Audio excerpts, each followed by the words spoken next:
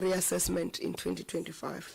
The MTBPS is part of our nation's open and accountable budget cycle that allows for medium to long-term financial planning of our nation's finances. It also allows South Africans to hold government departments and entities to account on spending and gives investors surety over the country's economic direction. And you have seen indicators from the rating agencies that they are reviewing our grading level given the commitments made in the MTBPS, which gives encouragement on growing the economy of South Africa. On tourism, the launch of the country's summer tourism campaign, which encourages South Africans and visitors from across the globe to explore the country's hidden tourist gems found across all our 9 provinces, has begun. Gimme South Africa, short-lived campaign, will profile local tourist offerings to allow more South Africans to enjoy, explore, and experience our nation's hidden tourist attractions. In strengthening the tourism sector, Cabinet welcomed the gazetting of the Trusted Tour Operator Scheme, which streamlines the visa application processes for large tour operator groups from China and India. And this is the joint efforts of the Department of Home Affairs, Tourism, and State Security, and the Presidency. The initiative addresses capacity constraints at foreign missions and aims to attract more tourists from China and India, which respectively account for 1.8% to 3.9% of all international visitors to South Africa. Interested travel companies can access the system by visiting touroperator.dha.gov.za or accessing the portal through the TTOS banner on www.dha.gov.za. Furthermore, the country's e-visa system has been rolled out to 34 countries to allow tourists from those countries to apply online for a visa to South Africa without having to visit an embassy or a consulate. And from the work we were doing in KZN last week and the Presidential eThekwini Working Group, we have a message that it was at Durban. We are ready, the beaches are open. On water-related matters, the interim measures to supply drinking water to Hammanskraal. Colleagues will remember the problems that we confronted in Hammanskraal with the contaminated water of the Rooiwal. Cabinet has received and considered progress made by the Department of Water and Sanitation and Rand Water to provide drinking water to the city of Tshwane to enable it to supply drinking water to the people of Hammanskraal on an interim basis. The ongoing water supply problems that have hit Hammanskraal and surrounding areas continue to negatively affect the lives of the people, including the provision of healthcare services at local facilities such as the Jubilee Hospital. The city of Tshwane is currently implementing a 278 million project to repair the previously dysfunctional Rooiwal wastewater treatment works.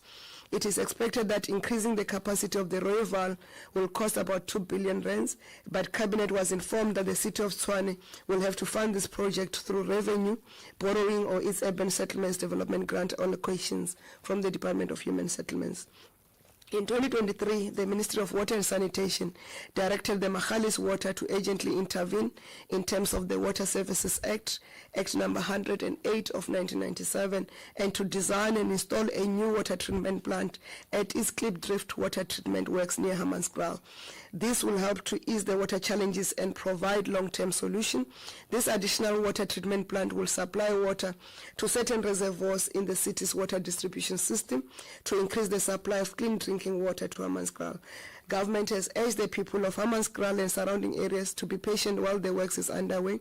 However, the water from this interim water treatment, the Klipdrift water treatment works that was done by Magalies Water, will now commence to supply water to Hammanskraal whilst we are waiting for the completion of the renovation work and the upgrade work of the Rooiwal. Government has urged the people of Hammanskraal and surrounding areas to remain patient and to use water sparingly. And on the 15th of November 2024, the Klipdrift water treatment plant will start to extend potable water to the city, to Hammanskraal through the city of Tshwane. Municipal debt to water boards, and we have spoken about this before. Cabinet received an update on the ongoing outstanding municipal debts to water boards, which is rising and is becoming unsustainable, with a total of 23 billion owed by the 31st of August 2024. The debt threatens the financial viability of water boards and the entire water sector. Water and Sanitation Minister Honorable Pemi Majodina recently met with several of the affected municipalities and received commitments to pay from most non-paying municipalities. Cabinet has previously approved the establishment of Inter-Ministerial Committee to address municipal turnaround, and the IMC will prioritize measures to address municipal debt payments to water boards and ESCOM, more especially so that we don't have the water banks that become bankrupt. The Minister of Water and Sanitation has reminded me to explain that the cities of Johannesburg and City of Tshwane are not owing any money to the Rand Water. They're up to date with their debts, more so given the issues between the City of Johannesburg and ESCOM. So it's important that we also appreciate the efforts that municipalities, in particular our metros, make to make sure that we get sustainable structures. We must continue to commend the efforts that are being done by Rand Water, plead to the people of Johannesburg who are not paying for services and who have done illegal connections, that they must refrain from attacking municipal works who are doing the disconnections. It must be done to protect all of us so that we can continue to have water. On that matter, let's talk about the water restrictions in Gauteng. Cabinet was appraised of the level 1 water restrictions that are in place in Gauteng due to continued water demand as a result of high consumption caused by population growth, illegal connections, leaks, and misuse of water. The average consumption in Gauteng is 279 liters per capita per day compared to the international average of 173 liters per capita per day. Whilst the metropolitan municipalities in Gauteng have level 1 water restriction in place, very little enforcement is undertaken by the municipalities, and the minister has urged them to do the enforcement and to plead with the public to make sure that we use water sustainably. Otherwise, level 2 water restriction will have to be put in place. You will recall that we, because of maintenance, the Lesotho Highland Water scheme has been closed for maintenance. The channel has been closed for maintenance, and at that time we've closed it for maintenance. There was enough water to supply Gauteng up to the period of April 2025. Excuse me. However, with the continued high consumption in Gauteng, the misuse and the leaks in Gauteng, we may run short of water, and therefore level 2 water restrictions may come into effect if, as the residents of Gauteng, they do not uphold the water restriction and proper use of water. The establishment of the National Water Crisis Committee, we have already reported about this. In terms of the IMC, the Cabinet supported the decision by the President to augment the work that is currently spearheaded by the Deputy President by elevating water matters as a crisis and establish a National Water Crisis Committee that will develop a water action plan and bring water experts in order to intervene to the nationwide water challenges in the local government sphere. This is in line, is similar to the interventions we made when we had electricity load shedding. We want to, the Cabinet is making this intervention early to avoid a national crisis of water shortages, and we know South Africa is a water scarce country.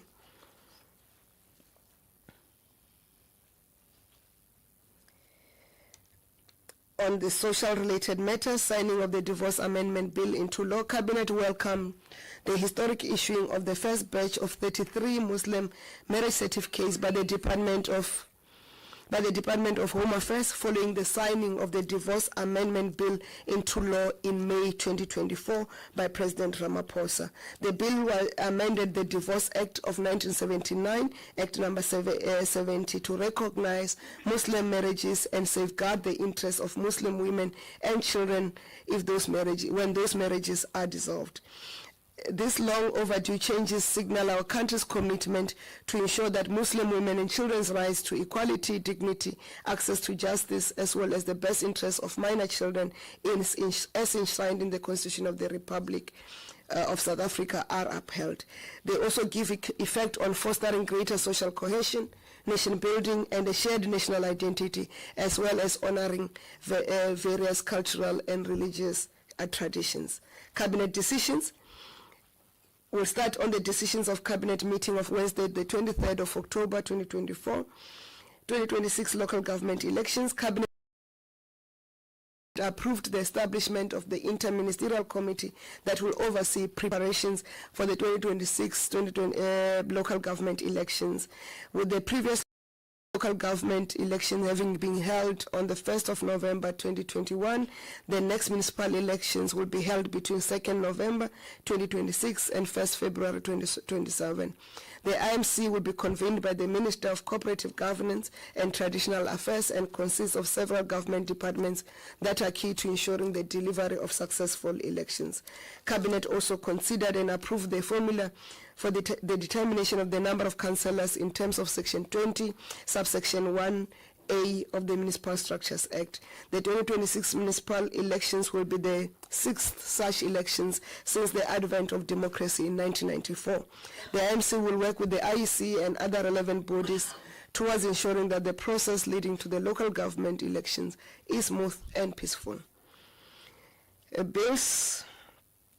Cabinet approved the publication of the Intergovernmental Relations Framework Bill 2024 for public comments. The bill seeks to make amendments to the Intergovernmental Relations Framework of Framework Act of 2005 to ensure that the different spheres of government work in a coordinated manner and factor in the other innovations that were brought in the 6th administration and the 7th administration. The amendments will correct some sections of the Act that have become outdated and will ensure that the three spheres of government work together to improve service delivery in meeting the needs of the people.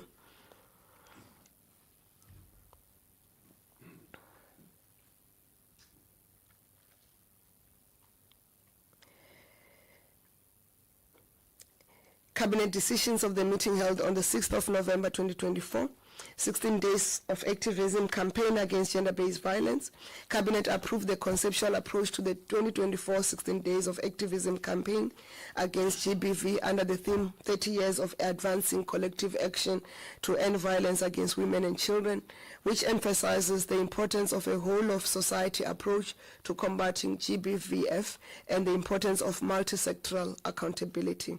This year marks the 26th anniversary of South Africa's participation in the 16 days of activism for no violence against women and children campaign, which will be launched on the 25th of November 2024 at the Royal Bafokeng Stadium in Northwest. This supports the global campaign, which runs from 25th November to 10th December. This year's campaign continues to address the root causes of GBVF while promoting positive masculinity and gender equity, along with creating economic opportunities for women and children. While more than 1,000 GBVF perpetrators were convicted between 1st of April and 31st September 2024, we still have more to do as a nation to eradicate the scourge of GBVF from our society. Disability Awareness Month of Cabinet approved the concept and the theme for the 2024 Disability Rights Awareness Month and the National Day of Persons with Disability, which runs from the 3rd of November to the 3rd of December 2024. The theme for this year is celebrating 30 years of democracy, creating a disability-inclusive society. The theme emphasizes the importance of raising awareness about the challenges facing persons with disabilities, promoting and protecting their dignity, and realizing their rights as enshrined in the Constitution. Resolving existing barriers affecting people with disability includes ensuring resourceful, sustainable, and safe environments for them, and also recognizing that not all disabilities are visible. The month-long activities will raise awareness and showcase the progress the country has made in ensuring the protection of the rights of persons with disability. Government calls on all of society to work together as partners in building a sustainable and disability-inclusive future. Policy on the prevention of and treatment of substance use disorders. Cabinet approved the policy on the prevention and treatment for substance use disorders, which aims to provide a comprehensive response framework to address challenges related to alcohol and substance abuse faced by communities. The policy supplements existing interventions such as National Drug Master Plan that was implemented between 2013 and 2017 and responds directly to gaps identified in the Prevention of and Treatment of Substance Abuse Act of 2008. The policy proposes community-based prevention programs that effectively address major challenges from substance abuse. It is underpinned by 3 pillars: the demand reduction pillar, aimed at preventing the onset of substance abuse or dependence; the supply reduction pillar, aimed at reducing accessibility; and the harm reduction pillar, which includes treatments of substance use disorders and related activities. The focus is both on reducing damage caused by substance abuse to individuals and communities. This can be achieved through prevention, early detection, early intervention, treatment, and other related measures, aftercare and reintegration services. The policy is published by the Department of Social Development and is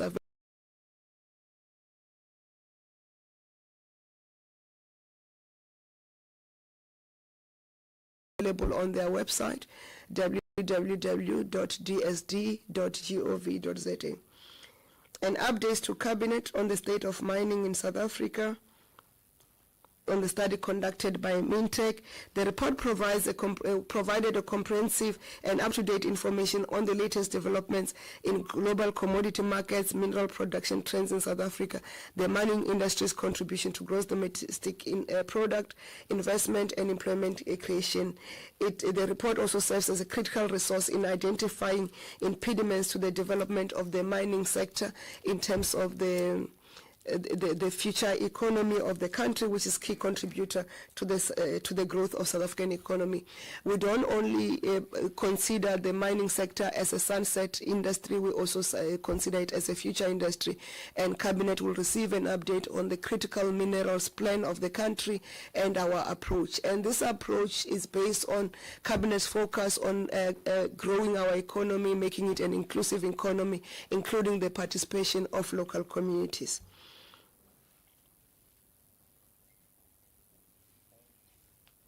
Report on the Phase 4 of the Presidential Youth Employment Initiative in the basic education sector. Under the theme of Basic Education Employment Initiative, Cabinet received a briefing on the achievements of the Basic Education Employment Initiative, which is the large-scale public employment intervention targeting unemployed youth between the ages of 18 and 35. The intervention also seeks to address the high levels of youth unemployment in South Africa. Since its inception in December 2020, the initiative has created approximately 1.1 million job opportunities for youth aged between 18 and 35. The program has also helped the country to confront the devastating economic challenges caused by COVID-19 pandemic, and it has placed 240,342 young people in schools as education assistants and general school assistants. The assistants received the monthly stipend of more than 4,000 per month. Cabinet agreed to the proposal by the Department of Basic Education to continue the Basic Education Youth Employment Program for the 2024-2025 and 2025-2026 financial years. On appointments, all appointments are subject to verification of qualifications and the relevant the relevant security clearance. Mr. Neville Maji as the CEO of Brand South Africa. Appointment of Ms. Keta Okuhle Vincentia Ranto as the non-executive director of the Land Bank.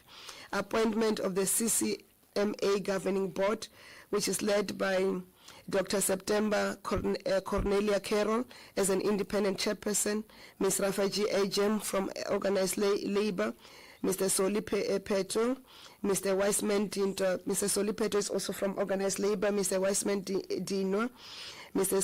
Sfiso Lukele, Organized Business, Mr. Keza Moyani, Ms. Sibion Leiden, Ms. Unati Ramabrana, who's the state representative, Ms. Ntswaki Mama Shela, and Mr. Lucky Charles Mohalaba.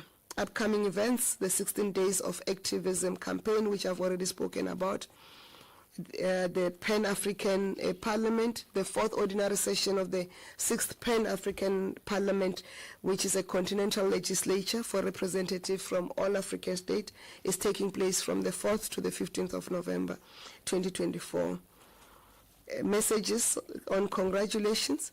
Cabinet extended its congratulations and well wishes to Ghana's Foreign Minister, Shirley Oyako Bochwe, on her recent appointment as the next Commonwealth Secretary General. Ms. Bochwe will assume her 4-year leadership of the 56-Nation Association on the 1st of April 2025. The group of 5 South African students who graduated with their Masters in Maritime Affairs degrees from the World Maritime University in Sweden.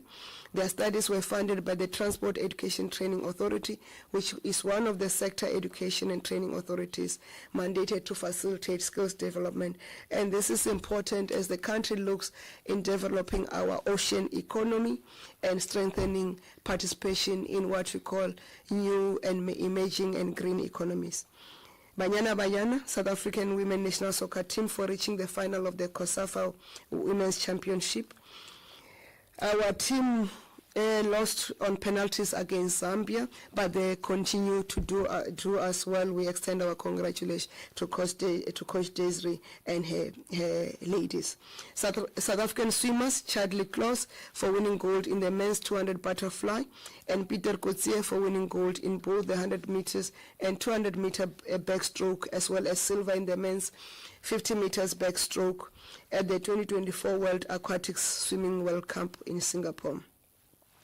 On condolences, we have already expressed our condolences to the Abatembu Kingdom and to the parents, friends, and schoolmates of the learners who have died due to the foodborne illnesses. But we want to extend our condolences again to the family and friends of Professor Noel Chabani Manganyi, who was a distinguished academic, scholar, psychologist, and a public servant. Thank you. Thank you very much, Minister, for the comprehensive statement. Let me also acknowledge Amira, who also joined the team for the sign language interpretation. Thank you very much. Colleagues, the drill is the same. We will start with questions at the Imbizo Center here in Cape Town, and from there on we'll go for our online questions. So the drill, there is a button next to you. You just press it, you identify yourself and the media house that you represent. You introduce yourself and the media house, and then you go for questions. You can start with my brother that side, and then I'll take yours, and then I'll take you, and I'll take you. 4 in that order. Thank you very much. My name is Dawood Ali, as a correspondent of Al Arabi TV. What kind of evidences in the memorial file which is submitted to the ICJ, and where international parts are joining in the preparation of the file? Thank you. Thank you very much.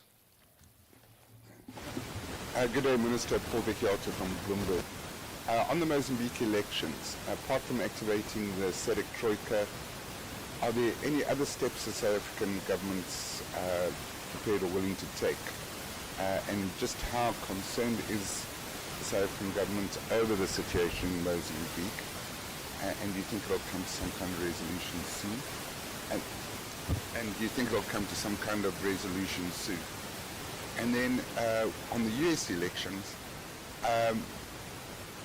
with the result, how does this change the South African government's policy towards, for instance, AGOA? Does it mean the South African government, for instance, has to double down on its efforts to make sure that South Africa remains within that US law? And that kind of thing. Thank you very much. Thank you. Tim. Good morning, Jan Gijber, News 24. Minister, you spoke of on the food contamination issues, and you said that the President will address the nation. Can you tell us when that will be? And also, is there a special cabinet meeting on that topic? And then secondly, was the withdrawal of the SABC bill, was that discussed in Cabinet? Thank you. Understand that side. Dennis Dalport from Netwerk 24. Minister, Fikile Mbalula recently said during a march in Tshwane that if so, the SANDF should be called in to help with the issue of spaza shops. Was there a discussion within Cabinet to deploy the army to help in this matter? And then secondly, just for clarity, you spoke about the social grants and said that it's not true that government will stop it. Is it under consideration or is it totally off the table? I mean, I've seen various news reports that said, you know, the government is looking into it, but it's not a done deal. So can you just give some clarity on that matter as well? Thank you. Thank you very much. Maybe Minister, we can just take the last one. Hi, thank you, Minister. Babalo from EWN here. Just on the U.S. presidential election, will this change anything as far as Palestine and Gaza are concerned? You know, as far as that is concerned, we know the current administration is non-relenting in its support for Israel. Do you perhaps as the South African government expect anything different maybe now in this lame duck period before January or post-January inauguration? Thank you, Minister. Thank you very much, Minister. Thank you very much. Let me start with the issue raised by Dada. The evidence in memorial is a number of exhibits. If you see the amount of papers, over 1,000 pages of the memorial, the evidence include incidences where children were shot when they were just walking in the streets, the attacks on hospitals, a number of this. The evidence is available on the ICJ website, and what we've submitted, you can go then and download. Whether we had assistance from international parties, the rule is that we need to submit our own memorial, and the parties that have opted to join and support South Africa will then file supporting memorials like in all other cases, and so that is the approach. Let me go to the issue around the food contamination. It's both the issue that is raised by, I didn't get his name, but I got your name. The issue around whether there is a special cabinet. There is work that we are doing in the ministerial committees to make sure that work is done. In the statement, we have indicated the work that has been done by the Inter-Ministerial Committee on Disaster Management. Also, the Justice, Crime Prevention and Security Cluster, it continues to do work to prepare for the President's address, and as the overall committee responsible for the net joints work, there is no discussion of deploying the military as in terms of sponsorship. In terms of work that is underway, we think between ourselves as the security cluster outside of the defense, we have capacity to handle what has to be handled.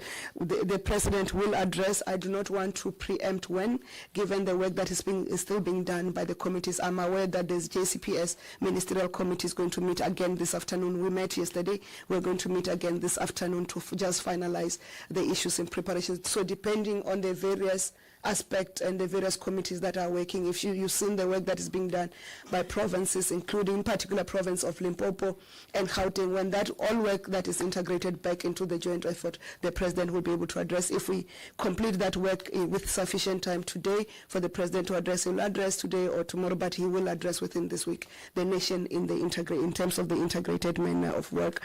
Then whether the special cabinet, of course, we'll have to go and account if there's joint multiple committees that are working. We'll have to go into a special cabinet. Whether that special cabinet will sit today or tomorrow or any other day within the week is still up in the air, depending on the completion of work of the various ministerial committees that are working. But when cabinet has met, we'll then notify that cabinet has met. And fortunately for me, I will not be the one doing the briefing. The president will then address the nation. So that's how you're going to get the briefing from that specifically on the issue. On the issue around the SRD grant, that is the dandle, not dandle. I think we are confusing ourselves intentionally. The Minister of Finance has announced that this SRD, there was going to be, remember the MTDPS makes provision for the next financial year. He indicates that the next financial year, which is the 2025-2026 financial year, there is provision for the SRD grant. But work continues to be underway. Not from finance only, but also the Department of Social Development. There's an Inter-Ministerial Committee, I think, that is, or a team that is working on the sustainable intervention measures, whether we go the basic income grant route or we then go to an alternative mechanism. And that is what confuses people. We, as government, we accept that the SRD grant remains an essential intervention. But that intervention may not be sustainable, even the people are saying it's not enough. So what is the best sustainable measure? So we continue to engage with that. Until we find a replacement solution, the Minister of Finance will have to continue to make an intervention, and that is the focus. So we should not confuse work that is being done to find more sustainable intervention with the continuation of the SRT grant. I think that's what we need to clarify, because there's that confusion. And in terms of the SABC bill, the SABC bill is not a bill of, is not a private member's bill. It's not Minister Malatsi's bill. It's a bill of cabinet and the executive. So in terms of the law, he cannot withdraw it without coming to cabinet to agree for its withdrawal. That bill was submitted to cabinet after it was approved by cabinet. It was submitted to Parliament after it was approved to Cabinet. The Cabinet Secretariat and the Leader of Government's business will deal with that matter in the next Cabinet meeting, because there's no minister, even myself, I can't withdraw any bill which has been approved by Cabinet unless I've tabled a bill. Remember, they are private members' bill. Unless as Kumbuzo Nchabene have tabled a bill. Whatever the limitations the minister may find in the bill, he must come and convince cabinet to say there are these limitations in the bill, and for this reason, this is the amendments I want to make in the bill, and therefore I'm requesting cabinet to concur with me to withdraw that bill. So it was not discussed in cabinet, and it's not his bill. It's what we call an executive bill. So we are very clear on in terms, and the rules and the laws are very clear on how that gets treated, and we are going to address it as such. And then. Which one? Should I start with the U.S. elections or the Mozambique elections first? Okay, I'm flipping. Let me start with the U.S. We have indicated as South African government that we relate with the U.S. government. It doesn't matter whether which administration is in place. Our relationship, our trade relationship is with the government of the day. And we continue to engage with the government of the day on issues, whether they are trade issues or whether they are other diplomatic-related issues. Our view is that our participation in AGOA is anchored by the value that South Africa adds in the AGOA process, and how its participation adds value for American businesses and the American economy. So that is the position we maintain. So it will depend on when the administration changes, what engagements they want to have with us on that AGOA. But our posture is that AGOA is not a singular way beneficial to South African and African countries. It's also very beneficial to the American economy and American businesses. And every country works in the interest of its own national interest, and any U.S. administration will work in its own interest. We don't have a view of what will be the foreign policy of the U.S. government under President Trump when he comes into office around Gaza and Palestine, and we don't believe that it's a view that South Africa must have. Our responsibility as South Africa is to continue to engage and lobby countries of the nation, including the USA, to support the position that we hold. How they take it, it's a question beyond our control, and therefore we don't want to express a view on that. It remains the decision of the US how they'll relate to the issues of Russia, Ukraine, and Gaza, Palestine, Israel vis-a-vis the Palestinians. But our view is that we must articulate and engage them on the policies. You know, we've deployed an ambassador in the U.S., in Washington. Ambassador is Ibrahim Rasool, to continue to engage. That's why we are very active in those engagements. On the Mozambique issues, I think we need to be very clear on the following. There were elections in Mozambique. SADC sent a mission, the AU sent a mission, a number of entities sent a mission. SADC and the AU, and I'm talking about those bodies because they are bodies that South Africa is a member to. They released a report on how they deemed the elections, and in the bulk of the SADC report, the provisional report of SADC and the provisional report of the AU, they indicated that the elections, despite few hitches, they were generally free. There was no violence in Mozambique during the elections. There were no incidents of violence or intimidation reported during the elections, which is the voting. Mozambique, like South Africa, like Botswana, like the USA, they've got a mechanism and a system of disputing elections. The problem in Mozambique started when the provisional elections were issued by the Electoral Committee. And it is the view of South Africa that all parties that are not happy with the elections outcome who are disputing, like we had in our own case in South Africa, we had parties that lodged disputes, including not only to the IEC, but they went as far as the Electoral Court. The incitement of violence by an aggrieved party is not acceptable, because it will mean we will not have elections in any country in this continent where there's a party that is not that is dissatisfied, because they will all incite violence and want to change the electoral outcome through violence. The parties in Mozambique must submit their grievances and their evidence of displeasure or dissatisfaction through the Constitutional Council and allow the Constitutional Council to adjudicate on the matter. There's a period allowed for the Constitutional Council to adjudicate on the matter. We are concerned by the incidences of violence, and we want to call on all parties in Mozambique, in particular the ones who are inciting violence, not to incite violence, because they are setting a wrong precedence. Democracy must work even when it works against you.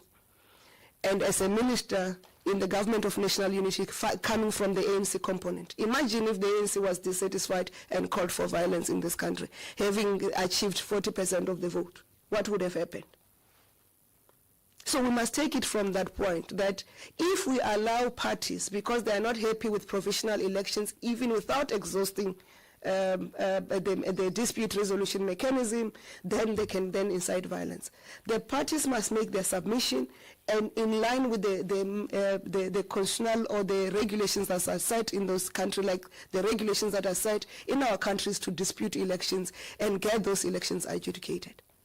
Imagine if in Botswana, President Masisi and his party did not also accept the outcome of the elections and called for violence from the people of Botswana. What would have happened?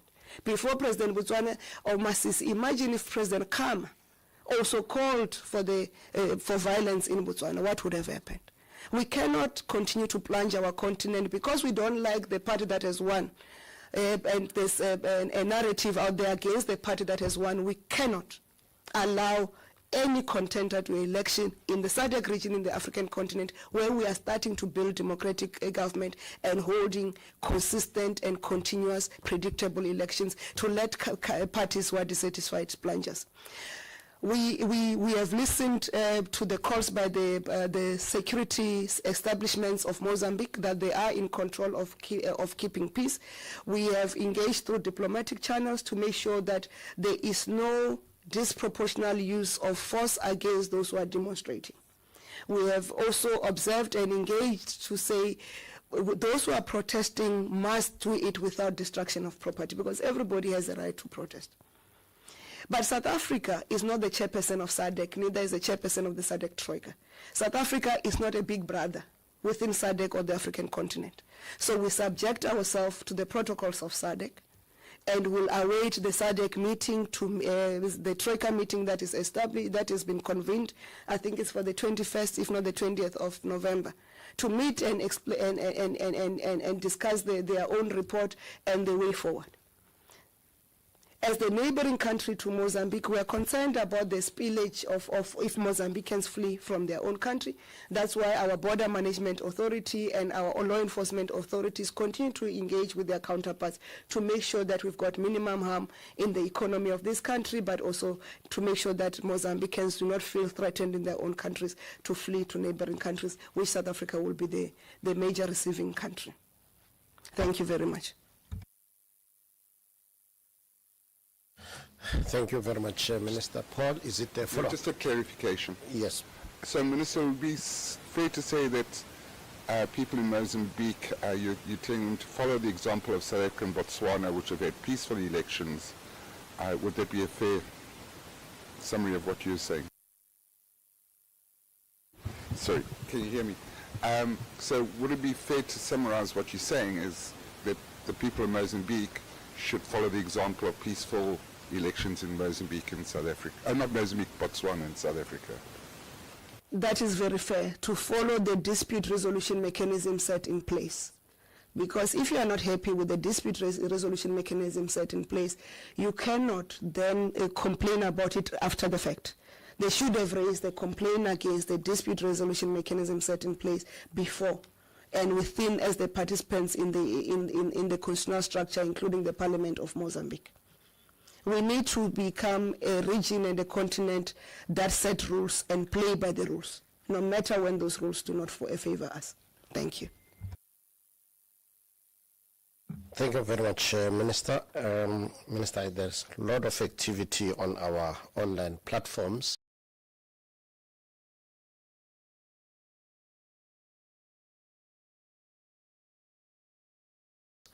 But for now, I'll request Nandipa to take the first 6 questions. I see some of the questions the Minister... Good morning. We have 6 questions. The first question comes from Kinelue Huma. Minister, what's your take on the developments around the leadership at SAFA? Second question is from Thando Mayeko from Business Day. Before you proceed, can you ask Kinelue to explain what are the developments in SAFA? Okay. All right, thank you, Minister. The second question comes from Thando Mayeko from Business Day. Has Cabinet received a report via the Minister of Health on the outcome of medical examinations conducted on the children that died from food poisoning? What measures will government be taking going forward on the matter, particularly regarding public health risk arising from food supply chains? Is the government considering declaring a state of emergency over the matter? Third question comes from Given Mohuamang from the Politiki News. Did Cabinet even discuss Zama situation in Klerksdorp and ongoing Spaza sagas? The fourth question comes from Marvin Adams, who is a freelancer. He asked, Minister Chaveni, could you please provide an update on South Africa's current trade relations with Israel? Additionally, has the Cabinet discussed the recent Bella Act protest where ministers were seen marching along individuals carrying the apartheid flag? Should the public interpret this as a government supporting the old apartheid symbols? The fifth question is, good day, this one is from Sinesipo Schreiber from Time Live. What is the position of the Cabinet on the call for closure of Spaza shops after food poisoning related deaths? Donald Trump has committed to strengthen the U.S. relationship with Israel. Is the Cabinet not concerned about the SA ties with the U.S. after Trump election as South Africa continues its ICJ case against Israel? You can read the last 2. I see they are linked. All right. This one is from Heidi Giokos from ENCA. Calls for President Ramaphosa mount from him to address the nation and give the direction on government handling of the poisoning of children. Did Cabinet not discuss this? Will the President address? And the last question comes from Quinini Maswabi from Sunday World. This one has got two questions. What are the odds of the local government municipal coalition bill being signed before the 2026 elections? Second part is, the minister says Cabinet also considered and approved the formula for the determination of the number of councillors in terms of Section 21 and subsection A of the Municipal Structures Act. What is the formula? What effect will it have on small parties? Thank you.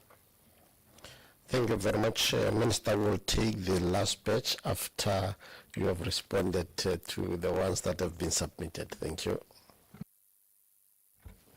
Thank you. I think we need to advise the journalists not to send the questions before we finalize reading the statement, because some of the questions are things that I've directly responded to. I've indicated that the President will address the nation when a special cabinet will be convened, when the different ministerial committees and departments that are working on the various aspects of the work that needs to be done regarding sponsorships is already done. So I will not answer the question on whether Minister Motsoaledi, the NICD, has done the investigations and what are the findings. I've already indicated the President will address the nation. The question of whether we've discussed the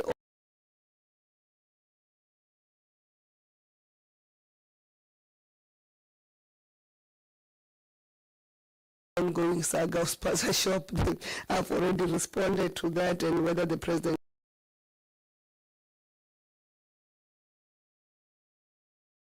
so those I will not respond to, because those were all substantive that affairs. So I do not know what are the developments that need cabinet. I think the matters that relates to SAFA, they must be asked to SAFA. Least government is accused of interfering, and when we are accused of interfering, it will mean SAFA then gets banned from participating in both CAF and FIFA, and that will have severe impact on our sporting, in particular football community. So I would rather shift those issues, unless the specific issue that relates to, that requires government in terms of that. But in terms of the rules of FIFA, we don't get involved at all. And there was a question of whether we are not worried about the pronouncement by President-elect of the USA, President Trump, that they are going to strengthen their relationship with Israel and so forth. As I've indicated, we don't regulate the relationship between our trading partners and our diplomatic partners. We are concerned with our own relationships, and we service our own relationships. Who our trading partners and diplomatic partners relate to is none of our business. Our business is South Africa's relationship and national interests. So let's not obsess about who's elected president anyway. We must obsess of who's president in South Africa. That's what we need to obsess about, because that's what determines our foreign policy approach and our standing in society. That's what we need to obsess about. Other countries, let's not obsess, but South Africans must always remember that the government of South Africa will always have the national interests of South Africans. Our priority in terms of foreign policy is South Africa, a better SADC, and a better Africa and a better world. In that order. We start here, get to the region SADC, get to the continent Africa, and then to the rest of the world. That's how we approach things. And all that we do in the national interests of South Africa and our contribution to the common good and better humanity of the world. Because if the world is not in harmonious, there's no global peace, South Africa on its own cannot survive. Then there's a question around the Bila Act protest. Let me start at this point. that you have heard the Minister of Basic Education, Honorable Siviwe Kwarube, at the Indies on Friday in Mkababa, eThekwini, where she announced that the Department of Basic Education have started measures to prepare for the implementation of the BILA Act. That's the focus of Cabinet. The ones who march and hold apartheid symbols, it's for South Africans to know what type of leaders they have. That you have leaders in various parties who continue to embrace apartheid and wish to reverse us back to apartheid. It's not a cabinet issue. Our issue is whether the BILA Act is going to be implemented or not. And the minister has come out in public. The other ones, the political parties will use that in campaigning to remind South Africans that this one supports the apartheid flag and symbols, and therefore they want us to go back to that heinous period where South Africans were not equal, where the scourge of apartheid and racism was deemed a violation of humanity. So that's for you to write about. But for us, is the implementation of the BILA Act to redress the exclusion of people, of children within the schools, within their own radius because of language. As a country, our policy is inclusivity and promotion of all indigenous languages. There's nothing stopping a school teaching in English to teach in Chivenda if the dominant children in that area also Chivenda speaking, or provide dual teaching. The Department of Basic Education during the 6th administration of classes higher than grade 3 in Isixhosa in the Eastern Cape. And that's the rollout we're expecting the Department of Basic Education to promote and to work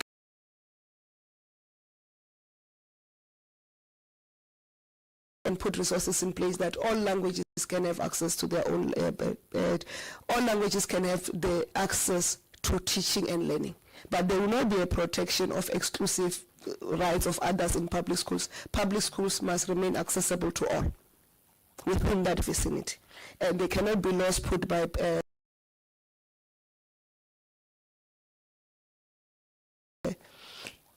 school governing bodies that exclude other people to participate within the radius that they are in.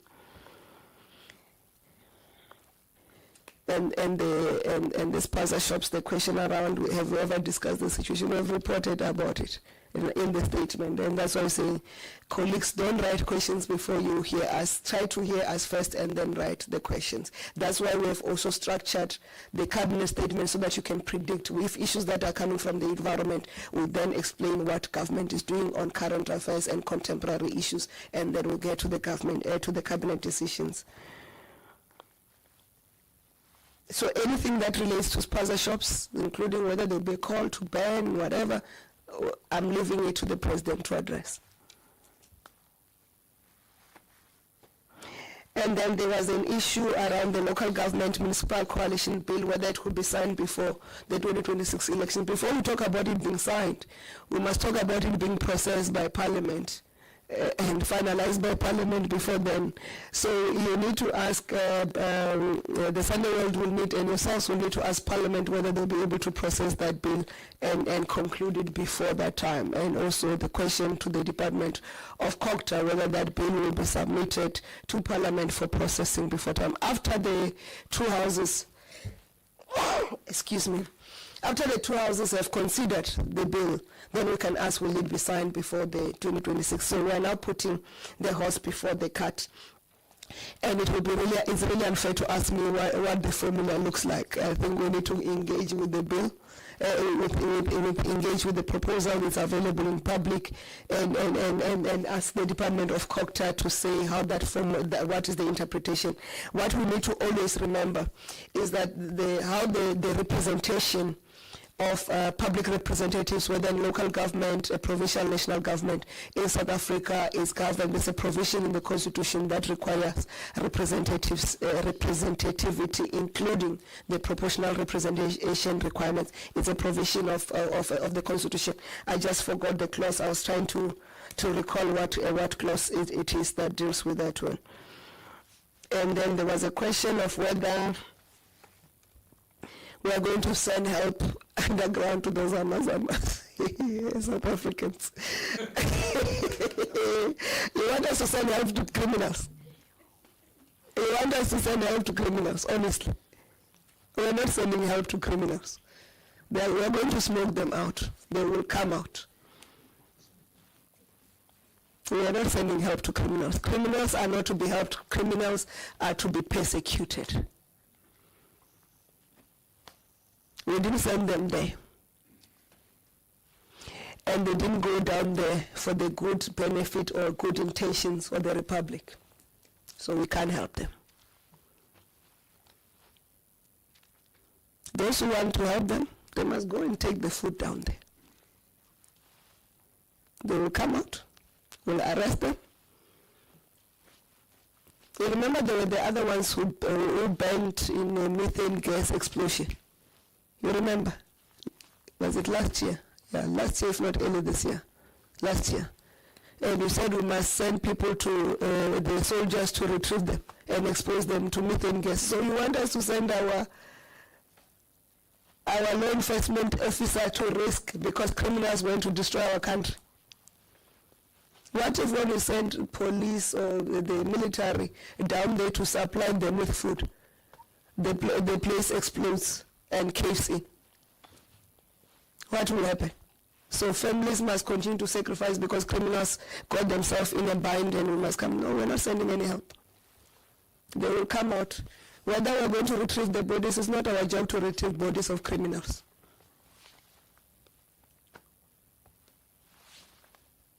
When we asked whether families know if their children are involved in Zama-Zamas, nobody came out and said they know. So if your child is missing because they are dead in underground on illegal mining activities, you must come and tell us why didn't you come and report them that they are undertaking criminal activities. Our program is to smoke people out and close the holdings so that they cannot be illegal mining. That's our program. It's only in South Africa that you are told a criminal does not have a comfortable bed in prison. I didn't expect that question. Anyway, thank you for the questions, unless there are other follow-up questions. I think, Minister, on the online version, the follow-up questions, you have responded to them, but I see in the house here in Mbizo in Cape Town, I have 2 hands, which I will then take.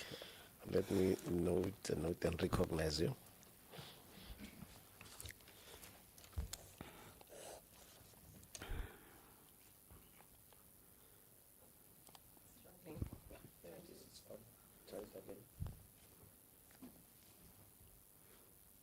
Maybe you can use the next. But I can hear.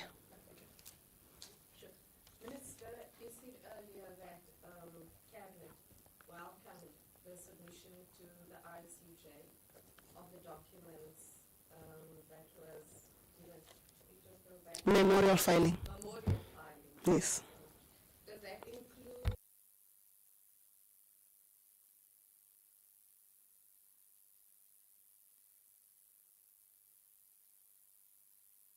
Maybe you can also introduce yourself. Thank you. Just short clarity on SABC bill. I mean, I heard your explanation on the process that must be followed before withdrawal. Are you saying Solly Malatsi, the minister, did not follow this process? And if yes, he didn't, will this meeting, this matter being discussed at the next cabinet, will he be wrapped over the knuckles in that cabinet meeting if he didn't follow this process? I think in the Mbizo Center, I don't see any other hand. Minister, you can proceed.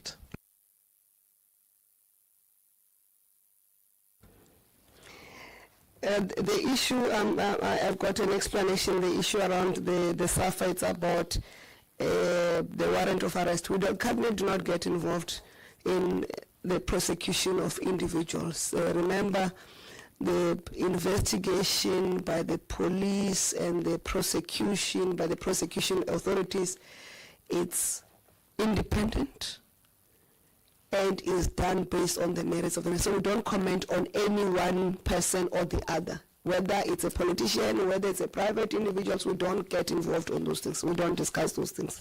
It's not our space. And then the question around the billable, Minister Malatsi did not come to cabinet for that. So we'll assume he did not know the process. In cabinet, we don't have a tendency of wrapping people up there. So ministers are not ministers of cabinet, appointed by cabinet, they're appointed by the president. But ministers in cabinet, we engage and correct each other in terms of position. Wrapping over the knuckles is not our business. Our business is to say this is how things get done, this is how we do, we support this move, we don't support this move. That's what we do. This includes the follow-up question on whether the ministers that marched have indicated our obsession is with the implementation of the Bill Act.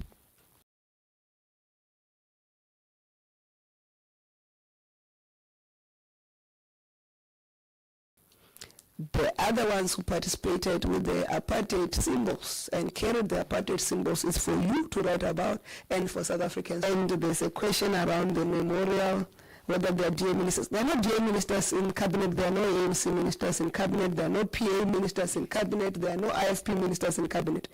There are ministers of cabinet under the government of national unity, which is the 7th administration. So cabinet welcomed the submission of the memorial to the ICJ. Thank you very much. Ladies and gentlemen, we appreciate your time. You'll watch out for the updates should the president, when the president is going to address the nation. We'll keep you posted and on that matter. Thank you very much. Thank you. The session is adjourned, and have a great day, and thank you very much for coming.